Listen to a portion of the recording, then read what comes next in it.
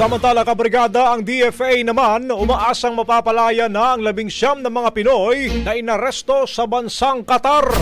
Brigada Sheila Matibag, ibrigada mo! Brigada Live Report. Posibleng mapalaya ang mga Pilipinong naaresto sa Qatar dahil sa unauthorized na pagpoprotesta. Ito ang sinabi ni Department of Foreign Affairs o DFA Undersecretary Eduardo De Vega kasunod ng pagkakahold ng ilang Pinoy sa lugar dahil sa ikinasang kilos protesta noong March 28. Sa panayam ng Brigada News FM Manila kay De Vega, sinabi nitong palagay niya ay may tsansang mapalaya ang mga ito. Sa kabila niya na kalakip umano nito ay ang ilang mga babala. Ang nangyari, kanila harmless kasi hindi naman sila nanggugulo. Alam mo yung mga rally na dala lang mga placard, mga ganyan, marcha lang. Wala silang balak na manggulo. So, tingin ko may chance napapalayan sila ng Qatar.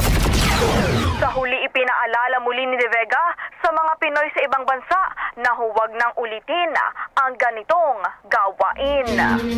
In the heart of changing lives, ako si Brigada Sheila Matibag ng 15.1 Brigada News FM Manila, The Music and News Authority. Brigada Balita Nationwide. Ang bahaging ito ay hatid sa atin ng Maxan Mangosteen Santon Coffee. Max Healthy, Max Sarap.